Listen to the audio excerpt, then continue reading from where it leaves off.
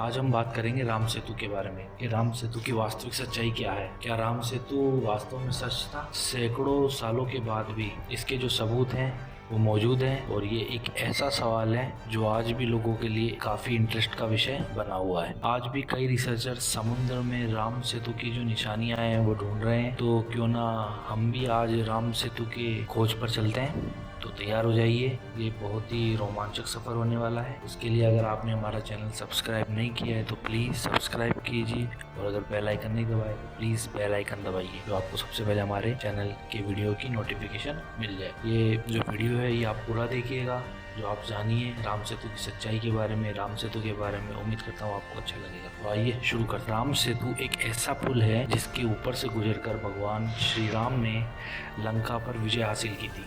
और ये जो राम सेतु है ये हमेशा ही लोगों में काफ़ी विवादास्पद रहा है। कई वैज्ञानिक हैं वो इस बात का सबूत दे चुके हैं कि रामेश्वर के पास समुद्र में राम सेतु के कई निशान पाए गए हैं। रिसर्चर्स ने जो दावा किया है वो ये है कि रामेश्वर से लेकर श्रीलंका के आसपास कई ऐसे पत्थर मौजूद हैं जो लगभग 7000 साल से भी ज़्यादा पुराने हैं और इन्हीं से राम सेतु का निर्माण किया गया हो सकता है। और ये बात और भी ज़्यादा पुख्ता हो जाती है इस बात से। और अगर रामायण के हिसाब से हम राम सेतु की बात करें तो उसका निर्माण रामेश्वर के पास ही किया गया था और ये स्थान है जहाँ पर भगवान श्री राम ने वानर सेना के साथ अपना डेरा बनाया था। और रामायण के अनुसार जो समय है वो भी बिल्कुल वही है। यहाँ पर एक मंदिर है जो कि काफ़ी ऊंचाई पर है और उसके बारे में ऐसा कहा जाता है कि भगवान श्री राम ने यहीं बैठकर राम सेतु के निर्माण और युद्ध की नीति की चर्चा की होगी। राम सेतु के निर्माण के जो सबूत हैं उसकी तलाश में हम रामेश्वर से होते हुए धनुषकोडी तक जाते हैं और यहीं से आपको जो राम सेतु हैं उनसे जुड़ते हुए सबूत मिल जाएंगे। तो इस बात का जो सबसे पहला और पक्का सबूत है वो ये है कि यहाँ आसपास कई छोटे बड़े पत्थर एक जगह जमा मिलेंगे और जो ये पत्थर हैं इनकी जो खास बात है वो ये है कि ये पानी में तैरते हैं। जी हाँ दोस्तों, ये जो पत्थर हैं ये काफ़ी भारी होते हुए भी पानी के ऊपर तैर जाते हैं और ये शायद वही पत्थर है जिनकी मदद से राम सेतु का निर्माण किया गया होगा।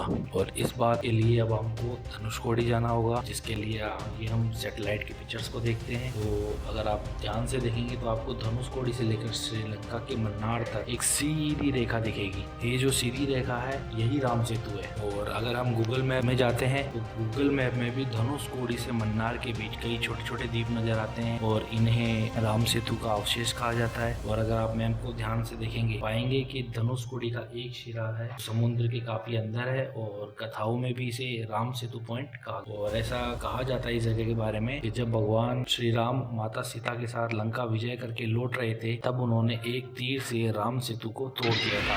उन्होंने ऐसा इसलिए किया ताकि आने वाले समय में कोई भी इसका गलत उपयोग ना कर सके। धनुषकोडी से समुद्र में आगे जाने के लिए आपको नाव का सहारा लेना पड़ता है और कुछ घंटों की यात्रा करने के बाद आप एक ऐसी जगह पहुंच जाते हैं जो देखने में तो समुद्र के बीचों बीच है, लेकिन वहाँ एक अजीब सी शक्ति का अनुभव होता है। उस जगह पर जो समुद्र की गहराई है वो भी काफ़ी कम है, जैसे कि आप उसमें अगर खड़े हो तो आप उसमें पूरा डूबेंगे नहीं और आपको नीचे धरती का एहसास होगा। राम सेतु के जो सबूत है वो ये है कि जो समुद्र के बीचों बीच होते हुए भी ये जगह में पानी कम है और इसमें हम डूब भी नहीं सकते, जो है वो श्रीलंका के काफ़ी पास भी है। और गूगल मैप में अगर अपन सर्च करते हैं तो अपन पाते हैं कि श्रीलंका से अयोध्या की जो दूरी है वो लगभग 491 घंटे या लगभग 20 दिन की है। और ऐसा कहा जाता है कि जब भगवान श्री राम लंका से पैदल अयोध्या आए थे तो उन्होंने लगभग 20 दिन का ही समय लिया था। यहाँ से श्रीलंका कुछ किलोमीटर की दूरी पर ही है। इस बात की पूरी संभावना है कि भगवान श्री राम इसी रास्ते से श्रीलंका में दाखिल हुए होंगे, क्योंकि ये जगह जो है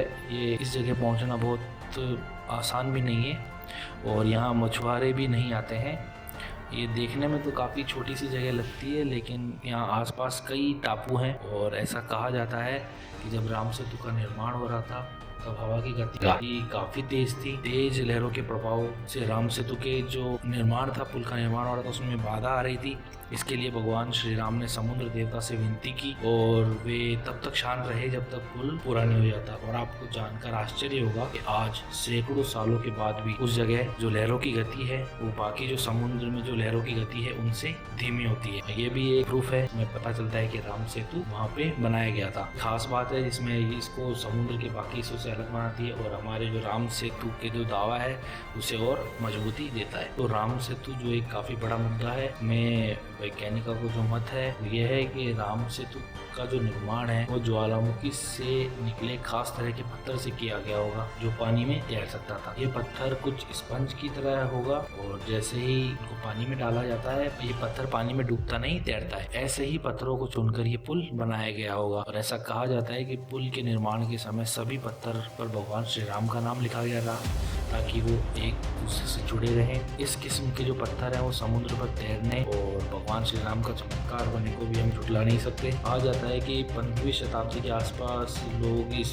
पे चढ़ के रामेश्वर से मन्नार द्वीप तक जाया करते थे, लेकिन तूफान की वजह से ये जो हिस्सा था ये टूट गया और समुद्र के अंदर चला गया। कई इतिहासकार जो है वो ये मानते हैं कि चक्रवात आया था उसके कारण ये है वो टूट गया था। और अब इस तथ्य में कितनी सच्चाई है ये तो नहीं कहा जा सकता, लेकिन हाँ सबूत है कि राम सेतु वाकई था और हमेशा रहेगा। और जो हमारे जो एक तस्वीर है सेटेलाइट से दिखने वाली, इसमें रिसर्च करने पर पता चलता है कि राम सेतु एक मानव निर्मित पुल है, इसे किसी भी मशीन से नहीं बनाया गया। ये बात लगभग तय है कि राम सेतु हमेशा से था। राम सेतु की जो कुल लंबाई है वो 48 किलोमीटर की है। राम सेतु का जो प्रमाण है वो दिसंबर 1917 में साइंस चैनल पर एक अमेरिकी टीवी शो आया था एनसीएट लैंड ब्रिज। वैज्ञानिक जांच के आधार पर यह कहा था कि भगवान श्री राम के लंका तक सेतु बनाने की जो हिंदू पौराणिक कथा है वो सच हो सकती है। भारत और श्रीलंका के बीच लगभग 50 किलोमीटर की दूरी है और एक लंबी एक रेखा चट्टानों से बनी है और ये चट्टानें लगभग 7000 साल पुरानी है। इस तरह से है कि इसको किसी भी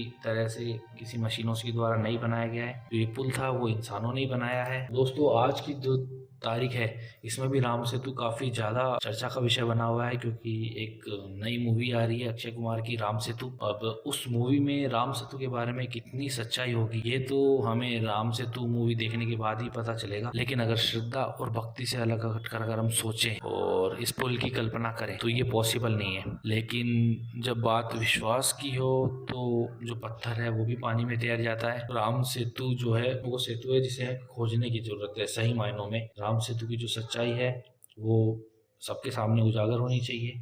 तो क्यों ना इसे पूरी तरीके से उजागर किया जाए और सत्यापित किया जाए कि राम सेतु यहाँ था और हमेशा से रहेगा। जय श्री राम।